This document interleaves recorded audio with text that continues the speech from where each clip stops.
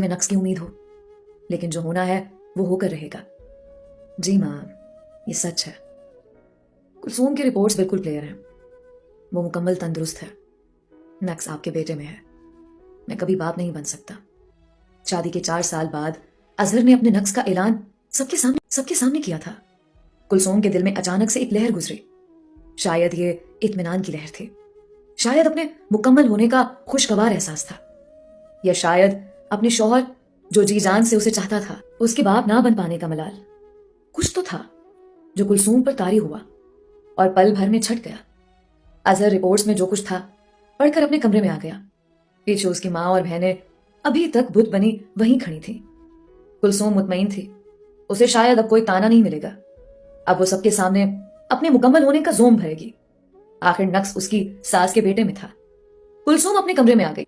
Azhar bed पर दराज आंखें बंद किए कुछ सोच रहा था। कुलसूम के अंदर दाखिल होने की आहट पाकर आंखें खोल दी और उठकर बैठ गया। कुलसूम, आज हमारी शादी को 5 साल होने को है। आज तक बिना जाने के हम दोनों में से नामुकम्मल कौन है। मैंने तुम्हें दिल से चाहा, मोहब्बत दी, कभी कोई ताना नहीं दिया। आज सबको मालूम हो गया कि मुझ में कमी है, तो मैं तुमसे पूछना चाहता हूं, क्या तुम मेरा साथ दोगी हमेशा? कुलसूम की आंखों में आंसू आ गए। उसने आगे बढ़कर अजहर का हाथ थामा और उसको आंखों से लगाया। कहने लगी, अजहर, मुझे बस आप चाहिए। आपकी मोहब्बत मेरे लिए दुनिया और माफिया से बढ़कर है। दिन गुजरते गए।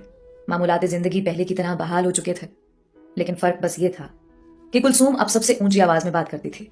अजहर की बहनें, उसकी माँ, अब कोई भी उसको ताना नहीं देता था। सब उसके सामने शर्मिंदा से रहते थे। अब तो कुलसूम बहाने बहाने से सास को जतला देती कि अपने बेटे का इलाज करवाएं, अगर अपनी जिंदगी में ही पोता पोती देखने तो। अजहर की माँ का दिल पसीज जाता जब वो अपने इकलौते बेटे के मुतालिक कुछ ऐसा सुनती और सोचती। वक्त गुजरता गया। शादी को 5 साल बीत गए। जब से रिपोर्ट्स आई थी, अजहर की मोहब्बत कुलसूम के लिए दुगनी हो गई थी।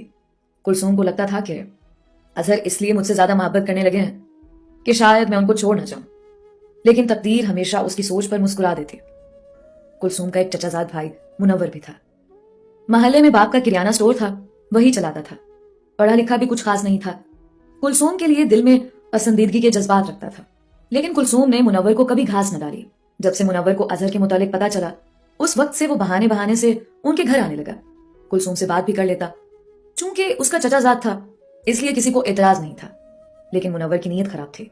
वो बहाने बहाने से कुलसूम को एहसास दिलाने लगा कि तुम मुकम्मल होने के बावजूद कभी मां नहीं बन सकती। नक्स अजहर में है, लेकिन तुम्हें उसके साथ बांध दिया गया है ताकि सारी उम्र तुम औलाद का मुंह ना देख सको।